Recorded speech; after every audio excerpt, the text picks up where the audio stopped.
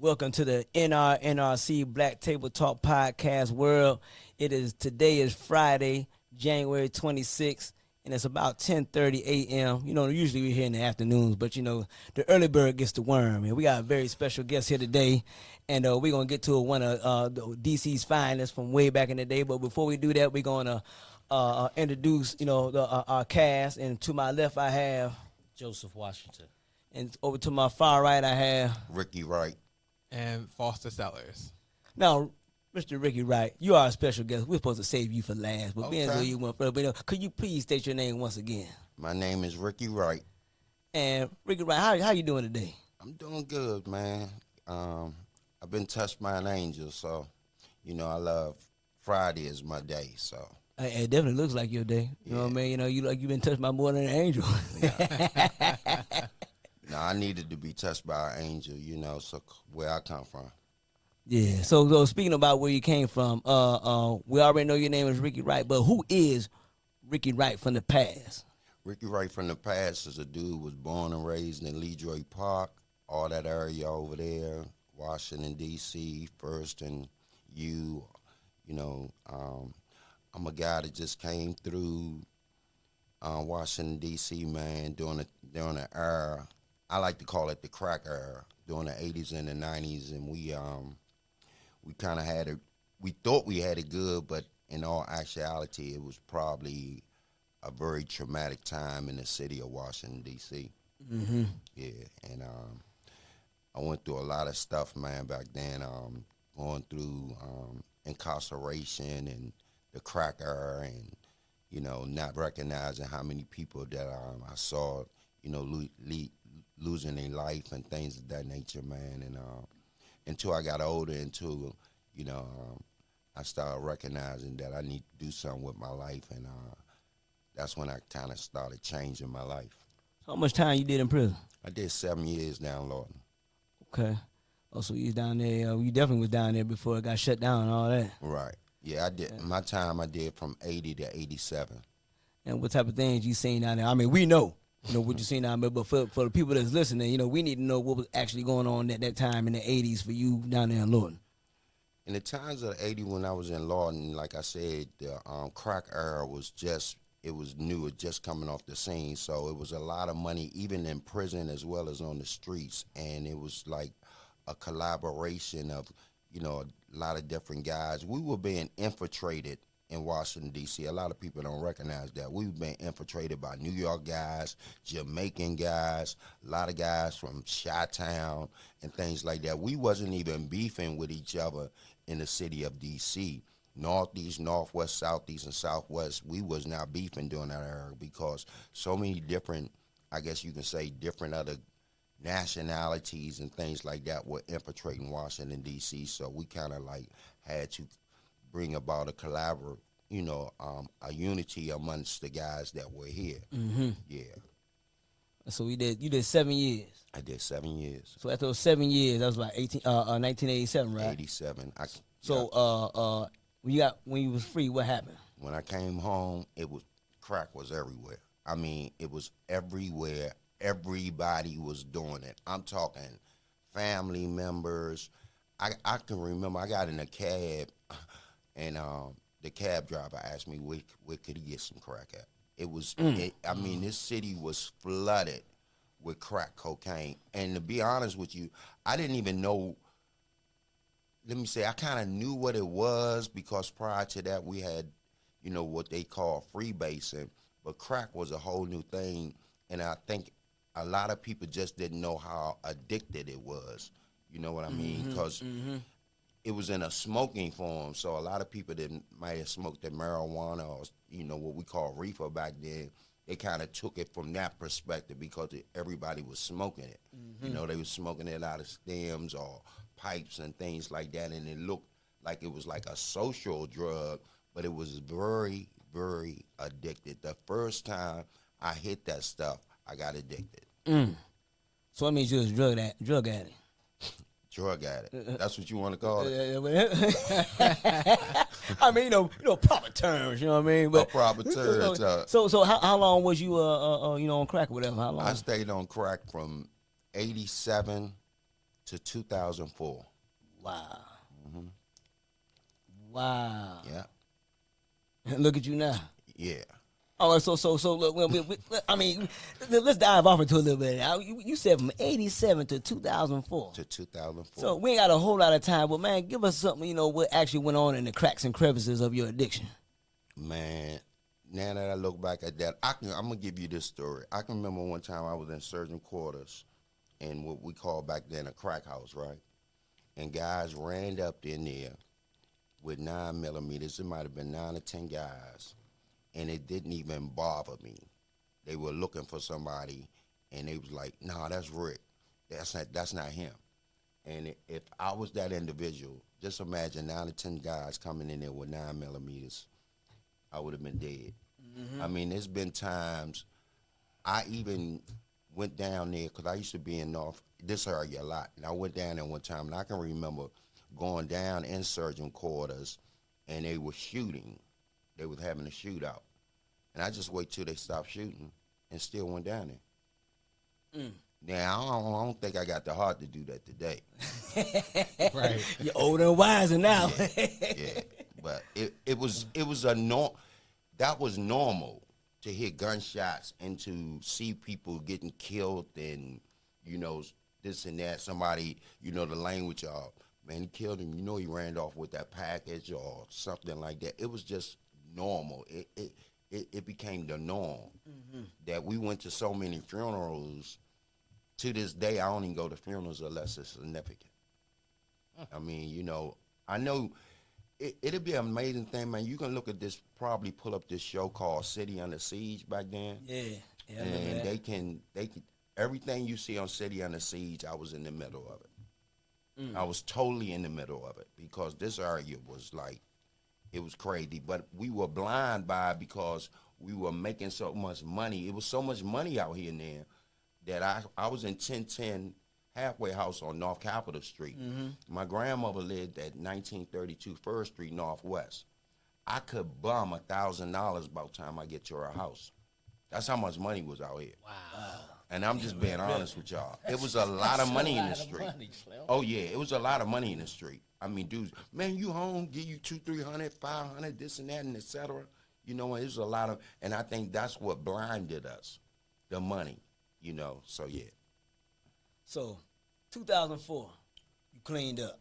2004, I was almost forced to clean up. I burnt all my bridges.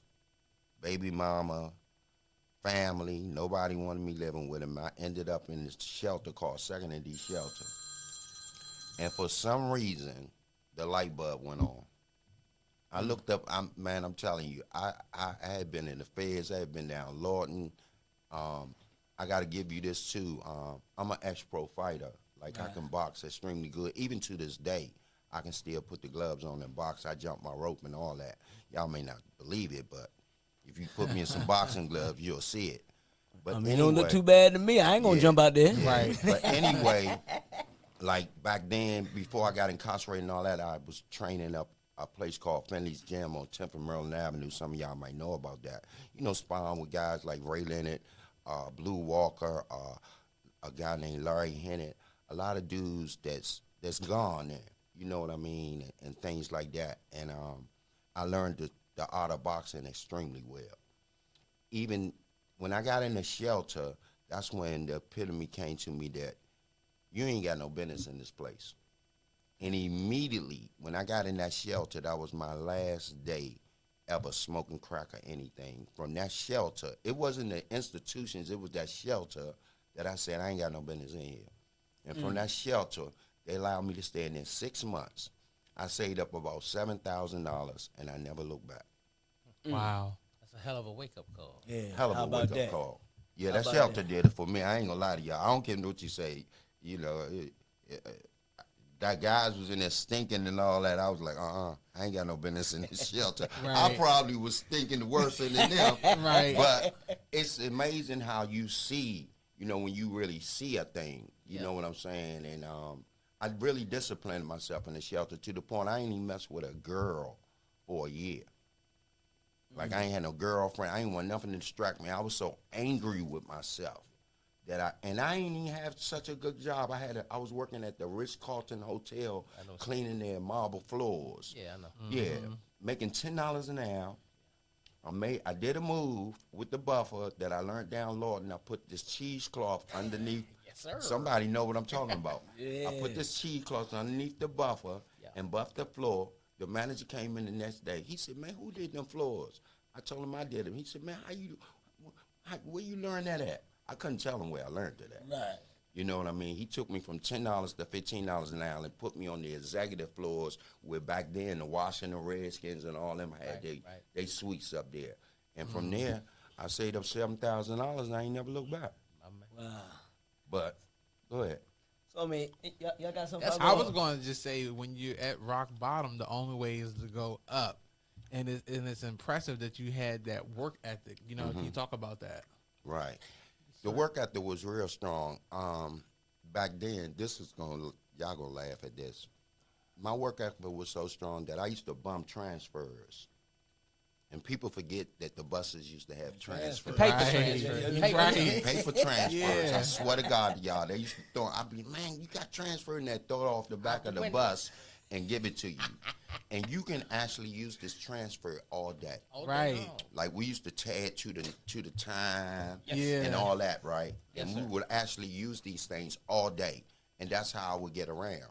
Wow. I mean, seriously. And then once I got the job, I got this thing. I don't know if they got them then, but it was a 2-week flash pass for the bus. Yep. And you had some rail on it. Right. And that's how I started elevating myself. And I disciplined myself to the point that I didn't spend a lot of money. I bought 2 pair Levi jeans, a couple of shirts, and just started saving my money. Right. I mean, I ain't do nothing. That's you know? the key of being Yeah. focused. Yeah. Being focused, being determined. Yeah. You know, and no matter what, ain't nothing gonna deter me from getting what I want. I'm Nothing. gonna do what I gotta do to make it. You understand? Also, I started going to NA meetings. Well, that's good too. Yeah, I started going to NA meetings because I recognized that I needed help. You need the support. I needed support. Nobody can do it by themselves. Exactly. And I was determined not to use anymore. I had the determination to not to use no more, but I knew I couldn't do it by myself. Yes, sir. So I got into the program of Narcotics Anonymous. Nobody sent me there. I was off of parole and all that stuff by then. I just knew that I needed to do something different. That's and I beautiful. started going to the NA meetings, and I'm sitting in there 20 years clean. See what determination Yeah. get you. Wow. Yeah. So speaking about these 20 years clean, I want to talk about the new and the shiny and accomplished Rickie Wright. What do you do now? The new accomplished Rickie Wright. Today I'm a biotechnician. I have a master's degree in biotechnician. And a lot of times when I say that, people don't know what that is. I'm the guy that when you go to the doctor and they pull your blood and all that, we do the blood work and analyze as to what's in your blood or what have you. But during COVID took over so hard that that's all we did during the COVID era is just analyze who had COVID and who didn't have COVID and things of that nature. Today, man, it's like if you would tell me my life would be the way it is today, I wouldn't even believe you because I'm at the point in my life I probably could retire if I want to. I could retire if I want to. I make 6 figures, a little better than 6 figures now. Yeah, I know. Wow. It's a demonstration. It can't be told in words, man. But the key was that I went back to school. Right. And I got my master's degree. And from my master's degree, like the sky's the limit. Like you can do anything. You know, our parents and people of significance back then would used to always tell us, get an education. That is so true because that's something nobody on this earth can take from you when you get an education. Right. I don't care what road you go down. If you get your credentials, can't nobody take them. Right. And that's kind of like what did it for me. Like, I just sit in meetings and they ask me, do I want to say something? And I say no, because in my mind, y'all ain't messed the money up. So a lot of times, I don't have to talk anymore. Right. I'm sitting here, I got a company car. He want me to share all this stuff, but it doesn't faze me because I do believe that I believe in a God.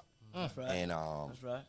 and like it's almost like when God saw that I wanted to turn my life around, immediately I started like moving up in the world. And I think he recognized he didn't bless me when I was using drugs because he felt like I would have killed myself. As soon as I got myself together, he started opening different doors. Man, it wasn't easy. Right. Believe me, because I had a lot of jobs working for a lot of different places, wasn't making a lot of money, but I was just determined not to go back to the lifestyle. And you got to understand, you got family members, you got friends, you know, you got connections of people telling you, Rick, man, just drive me to New York. I'll give you 5,000. Okay, man, I'll give you 7,000. Just do this and do that. If you say you're going to do the right thing, you got to do the right thing because temptation will get you. Yes, Who in the it will. heck don't need $5,000 just to drive somebody to New York? Right. But you can't Y'all straddle. think, you can't y'all think I straddle don't that fence. need that? Right. Right. Dude, I'm making like by now $17, $18 an hour. Why wouldn't I need 5,000 just to Right. drive you to New York? Right. But the discipline, and I mean, it really got the discipline. And I'm talking about that, Bob. It plays in your head. It plays mind games. You be like, hey, man, I can do a lot with that 5,000. I can do this. I can do that. But you have to be so determined. You, nobody else. Right. And you got to, you know, I even had to pray about that stuff, man. You know, I had to pray about that stuff. Yeah. Yeah, I did. Hey Rick, you know you said something earlier, and just to let everybody know, Rick is sharing his success story from coming out of prison, from being a crackhead to where he is now. So this is something for everybody to listen to. So that's why I had him come in and to share his story, because man, we a lot of us have come from the penitentiary walls. We don't come from them backgrounds, man, to where we have nothing. And here is a man, a friend, a brother of mine, he's sitting here and he's in a status to where a lot of us would desire to be at, because he done went to school. He done got his master's degree. He has a job to where he really doesn't have to want for anything. But this came with hard work. But you said one thing. You said earlier when you got a job and you came out of prison and you got the drugs, you said you didn't go out there and try to get the designer jeans. You know, back then, no. Gucci was heavy, the Coogi sweaters and all that. You said you ain't trying to get that. You got some Levi jeans. That's right. You know what I mean? Something basic that's gonna get you through. Yeah. You know what I mean? And that's very vital, because a lot of times we try to keep up with the Jones. We try to look like we are more well off than what we are. Yeah. But who cares what anybody else think? There you go. Man, you got to get yourself together. You got to get yourself Man, together. a lot of these people, they're not telling their story about where, they're telling a story about how they got to where they are now. We just think, okay, he living, he shining, he balling. But nah, he wasn't always there. I don't care if you ain't never been to prison. You ain't always been where you're at now. It took hard work and dedication. Hard work and So dedication. continue on. Let me say this, man. I was so disciplined that I didn't even have a girlfriend. Like I for an entire year, I didn't have a girlfriend. I was so angry at myself because it was like an epiphany, like the light bulb came on. Like, I'm going to put it like this to y'all. If somebody would have done to me what I done to myself, I would have killed them. Yeah, I know. Right. That's I'm real. saying real talk. Right. Like, don't get it twisted now. I'm a DC dude. I'm on, probably now, I'm on, a dude they would say that's on OG status, but I'm kind of like on triple OG status. I kind of sit on board the directors now. I make OGs. And I'm not saying that to be bragging. I'm saying that because I earned it. You know what I'm saying? And I really, I really had to discipline myself. Like, when you're trying to do the right thing and you still have connections to the streets and people know your reputation, you really have to say no. You got to tell yourself no, because you're your worst enemy. Like, I know a lot of people, even now, even now I know the lifestyle because I have family members, and it just don't go away. Right. If you're DC, you DC. You know what I'm saying? Even now, sometimes my cousins and people that I know would be like, Rick, man, once you get in touch with such and such, they always say, man, you this, you that. I'm like, man, I'm not doing, you gotta stay on the right side. If you say you doing the right thing, you gotta say you gotta stay on the right side, because it will, even 20 years later, that life will, kind of like the picture of the Godfather. He said, every time I get out, they try to pull me back. Yeah, definitely. It will pull you back, bro. Yeah. It will. He's out there doing push-ups and jumping jacks waiting for you right now. That's what I'm telling you. He ain't lying, man. So, Seriously. It seems like, and I don't know if you can talk on this, and it gets into what you're talking about now. When you have close friends, relatives, family members, or whatever, who you want to kind of be a savior to. Right. Instead of saving them, isn't it kind of known that people say my actions will speak louder than my words? Exactly. So that way you can show them the way, Mm-hmm. rather than you can sit them down and say, well, maybe you don't want to do that. Maybe you don't want to do this. That might not be as effective as your actions are. It's not. Your mouth can say anything, but behavior don't lie. Like my family members, like I broke generational curses in my family. I'm the first guy to stop drinking and all that. When I go to family reunions, I'm the only one that don't have a cup. Right. That's real talk. Now they That's not, big.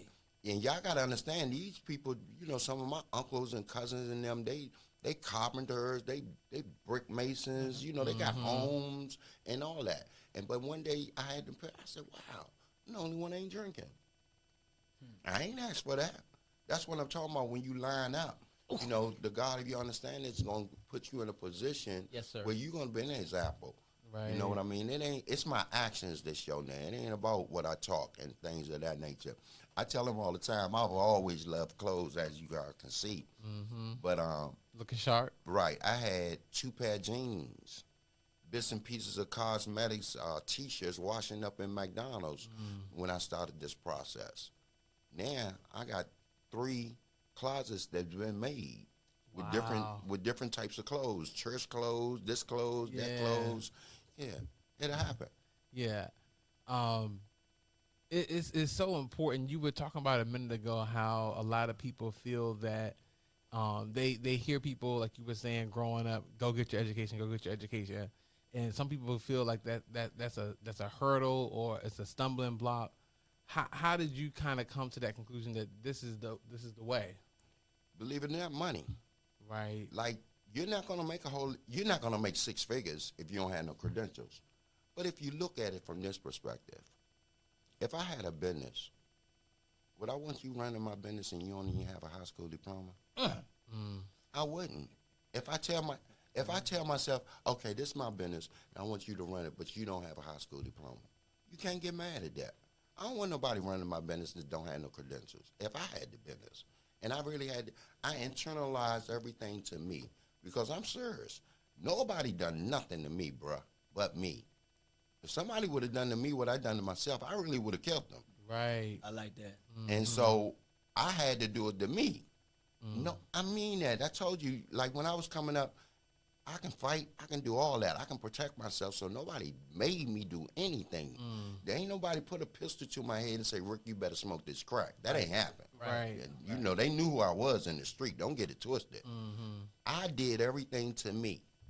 I did. So I had to get me out of it. That's Not my responsibility. parents, not my family, nobody. I mean, I look all the way back in my childhood. I got the G.I. Joe with the Kung Fu grip. I remember that. I got the rockin' sockin' robot. Yeah. You know what I mean? I got the 10-speed. My family took care. Come on, man. Yeah, Right. man. It wasn't that. It was me, the decision I made. Foster don't know about that rock'em sock'em robot. Nah, He don't know about that. That joint was the beast, That's Yes, only in sir. the movies. That joint was the beast. Yeah. Yeah. So, So like electronic football game. Exactly. Remember them? Yeah. So the vibrate. Right. You know, so I got the things that your parents, that you asked for Christmas and this and that and, you know, and all that kind of stuff. And I made these decisions. And that's what happened. We need to recognize it's one decision that you can make that can destroy your entire life. Like them 7 years I did on law, I can't never get that back. Can't get it back. No, I can't get that back. You know, yeah. You know, Rick was sharing with me this morning before he came in. He was looking for parking, and he was just being accountable, the type of man that he is. And it's like, hey, I'm here and just looking for parking. So while he was looking for parking, we was talking, and he was sharing. We I don't know how we got back to the days in Lawton, but he went back. And he said, man, you know, one of my first days in Lawton, I stepped into the dorm.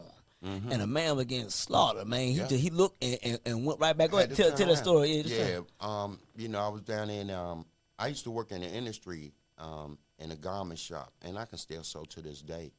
And I came back to the Dom, and I went in the Dom, and they were stabbing the guy up. Yeah, so I just turned around and just didn't go in the Dom, because you don't want to go into a situation like that. You know what I mean? No. Yeah, I was a little different when I was incarcerated. I don't share this a lot, but I was a member of a a group called the Most High Temple of America. Slam. That's Yeah, right, that's right. I was in the league, dude. I don't like sharing about it. I'm gonna leave it right there, cause there's some things I can't share about. But just Okay. know Right. that I was a guy of status. Like, in all actuality, I had the authority, if I wanted to be that kind of guy. Like, if y'all came in there, I can tell one dude to take y'all life if I wanted to. Right. And I really don't share a lot about that because I don't like people to know that status of me, but I was an elite dude, just put it like that. Okay. Yeah. Well, now you're an elite dude in another Right. type of status. Yeah. See, he flipped There you it. go. Yeah. He flipped the whole game around. Yeah, I flipped it around, man. Because I even saved guys' lives when I was incarcerated because of my status, especially dudes that I grew up with. Because, you know, even one of the things I didn't mess with drugs when I was incarcerated, but there was a lot of drugs in prisons. You know what I mean? They made a lot of money, and it was, yeah. Lawton was a different type of institution. I'm about to say, people don't know that. Yeah. Lawton was a different type of institution. Yeah. Like, Okay. let me just say this about Lawton. My first son, I made him in Lawton. Yeah. Yeah, I was getting sex and everything in Lawton. Which coins the term. Lord and baby. There you go. It's a whole bunch of them out I'm there. just being honest with you.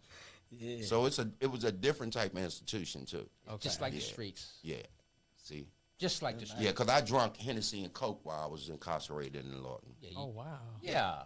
Yeah. You get the same things Right. in there that you get out here. Exactly. Yeah, A man lot of wearing people don't know that. Versace. And then people, when they say, you be like, you lying. I'm not lying. Oh wow. Yeah, and then by me having status, I could get pretty much anything I wanted. Yeah. Right. I mean, that man walking around with $5,000 in his pocket. Look, like for about 2 or 3 years, I didn't even eat in the kitchen. Like dudes would bring me my food, breakfast, and stuff like that. I mean, I paid for it, Right. but that's how it was. I didn't have to go in the kitchen. I know.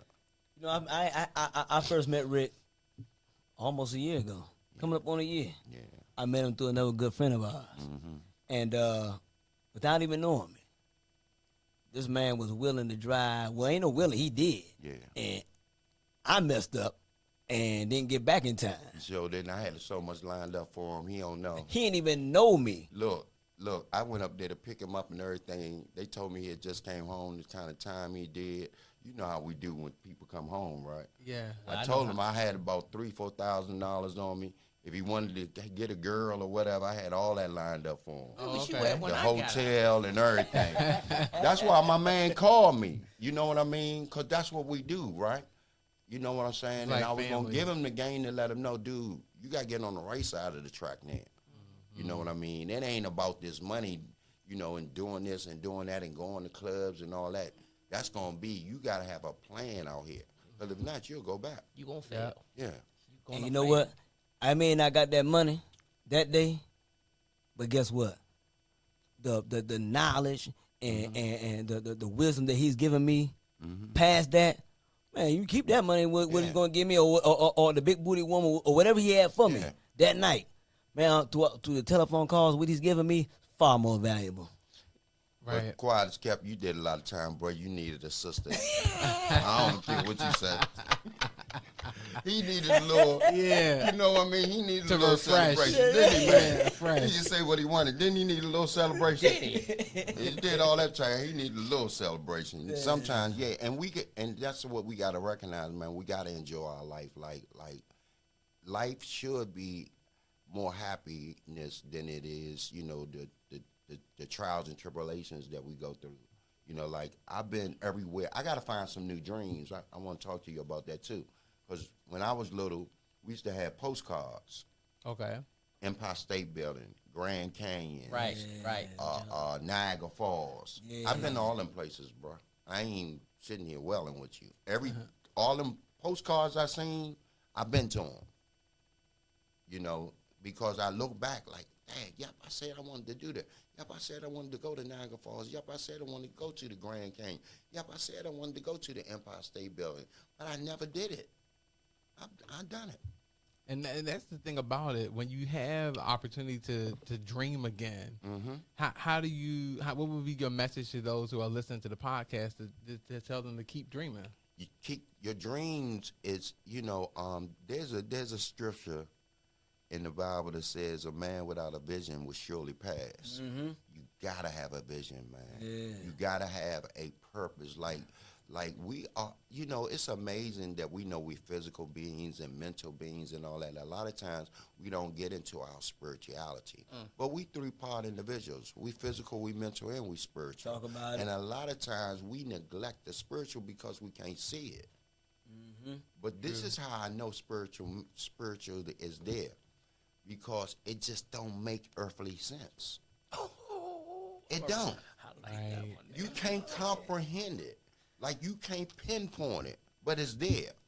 It's almost like air. We know the air is here, but we can't pinpoint it. But we breathing, but we know.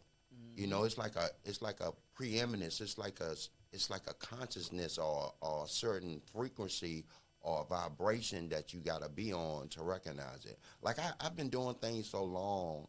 I got rituals with me of praying and this and that and et cetera. Like it's almost like me drinking water. Because I've been doing it so long. When you start having things so long and et cetera and this and that, you'll recognize that you need a spiritual, I guess you can say conscious, just as well as you need, to take care of yourself physical, like drinking water and eating the right things for yourself and your mental capacity. We are three-part. We're physical beings, we're mental beings, and we're spiritual beings. Yes, and they intertwine here on this earth. Right. And we got to keep all of them up. It's like a balance with it. If you lacking this way, if you lacking in your spirit, you'll be lacking in something else. If you lacking in the physical, you'll be lacking in something else. If you got a distortment with your mental capacity, you're going to be lacking in something there. But when you find that balance in all three areas, man, you're on top of the world. Yes, indeed. That's right. As a man thinks, so is he. I read that book. Yeah. I did too. Yeah, I read the book. Yeah, I'm a reader too. That's another thing I think that helps me. I've always been a reader. And I can articulate the English language and the intelligent tone. As a matter of fact, I'm a master in certain areas that I can't tell you about because I can, go into the land of flesh things where things are made of thought and where we build up character and Yes, back sir. through the ages, masterminds can trace themselves I hear you, and G. thus they know. Yes, sir. Right. Yes, So sir. I told you I was an elite brother. Now. You trying to get me out there. That's chapter Hey Rick, 3. now I can attest. You're here, testifying and sharing your story. From rags to riches. From being broken to being brilliant. However you want to say it. But I've been with you on the telephone. I've been with him in person. Matter of fact, one of the first encounters we had in person was we went to Phil's girlfriend's birthday, and she had this house. Hey, It y'all, was a mansion. but yeah, she That worshiped. jump was like that. And she worshiped this house. You can tell she she worshiped worshiped the house. because you come up in that house, you're gonna take your shoes off, or if you don't take your shoes off, you're gonna put these things, the coverings over the jump before you do anything. And the bathroom, so the elaborate. tub was elaborate. She had stuff all in the tub. You had like, so elaborate. You ain't even want to use the restroom in there. I'm telling you. It was like that. But Yeah. I mean, there was drinks for everybody. Yeah. You know what I'm saying? It was an older crowd. Mm-hmm. But Phil and Rick did not even look at a drink. Yeah. There was no cup in their hand because they're both recovering addicts, and they go to NAA meetings right now to this day. Yeah. You know what I mean? To where Phil just got he got an award or something a few months ago, and it was some type of anniversary he had, Right. and I wasn't able to go. But I'm saying this about Rick, that what you see here is what you get in person. Without no cameras, without no microphone, we on the telephone, man. We in person, man. And, I mean, we chopping it up, and we ain't talking about nothing foolish. No foolishness. We always building. This the type of man he is. I mean, people might want to glorify what he was in the past, but I want to glorify who he is today because I don't know the Rick from the past. Right. Don't care to know the person from the past. But him today, man, he's a dear friend of mine. I embrace him. You know what I mean? We don't talk as much as we used to because we know we both got things going on. Right. But man, that's my brother, and we stay in contact. It may be 2 months, but when we I do just talk, want to tell you this too. Phil was incarcerated together. Phil know me. I came home before Phil. Phil did a lot of time, and when Phil got less time than I do out here in the streets and et cetera, we embraced him. And Phil was totally, bruh. Let me just say, Phil on OG status like me too, but he was a little harder than me. because I'm a guy, I got reason. Phil wasn't that guy. Like, you gone, if you know what I'm talking about. Okay. And we embraced Phil when he came home. We like, dude, we not letting you go. Yeah. Like, dude, you gonna do this. He got his CDLs and all that. He'll tell you. Yeah. We was not, because he our brother. Right. And we know he got a good heart. But Phil ain't going for nothing. Right. Didn't like that. Yeah, he one of them brothers like, man, we got to get rid of him. Yeah. You gone. Ain't a talk. I know some people may not believe certain things, but he that kind of brother. And I love him because in places like when you're incarcerated, you need people to have your back. Oh.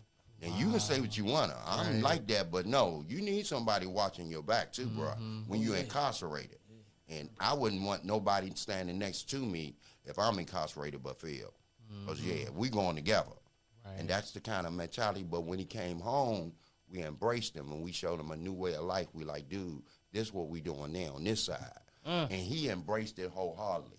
Yeah. You know what I'm saying? He got his CDLs. He be in his truck, driving dump trucks, making his money. He like girls. He got Setting his own hours. You know what I'm saying? But Okay. he there now, and he got about Yes. what? I think Phil got 6 years clean now. That's good. You see what I That's mean? great. Yeah, he That my is brother, great. man. Mm-hmm. Yeah, That so is that's what great. we do. The only way you can keep this, you got to freely give it back. You got to give it back. You got to freely give it back with no strings attached. Right. Talk to him. It's no ego here. There's just Right. humility, and Exactly. when you're doing right, people will recognize that. It's like you said a minute ago. People see your actions, and it speaks louder than your There words. you So go. people have the opportunity to say, you know what, you a good dude, and they'll Right. speak volumes of you, and you don't have to say nothing about yourself. Right, there you go. You're gonna it's, wear it's the act. You're gonna wear it. They're gonna see it. Yeah. You don't have to say a word out your mouth. Yeah. Character speaks for itself. Yeah. You're gonna see. You're gonna see the glow. Mm-hmm. You're gonna say, "Oh, damn. Hey, how you doing today?" I mean, because you're gonna see the goodness in other people. You don't have to. He don't have to dress flamboyantly or talk that good talk and stuff like that. But you can see the glow, and then in the alignment, the spiritual alignment, it's gonna send you there. If you need to be there, that spirituality part, it's gonna send you in that direction because that might be where your message is.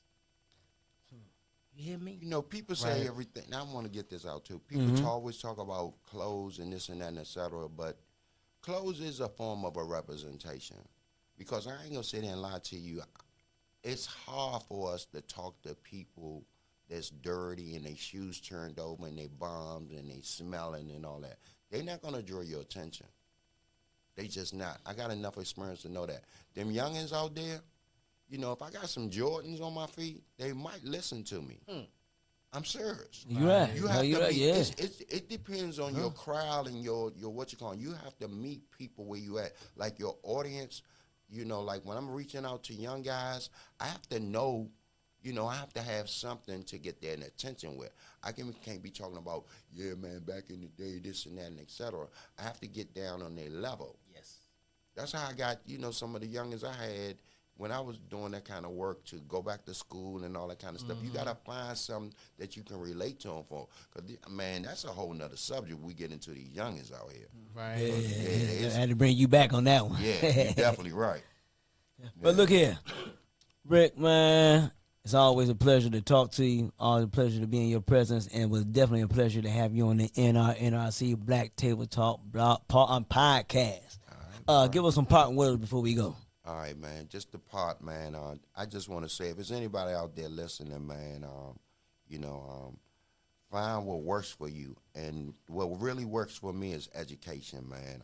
I will promote education for the rest of my life, man. I don't care. You can get a BA degree, a master's degree. You can get a PhD. You can do whatever you want to do, man. But, you know, if you're not really setting yourself up, you got to remember you the main piece in any puzzle out here, not your family, not the job. You got to fulfill a puzzle. You got to recognize that you the main piece. And you got to keep that focus on you. You can't even help nobody else if you ain't achieve what you want to achieve yourself, man. And that's where I'm at now. I make sure I stay on top of what I stay on top of, and then I can help other people. That's It's it. the NRC Black Table Talk podcast. And like we always say, we We signing out, but we never signing off because there's always work to be done out there. Boots to the ground. Y'all do good.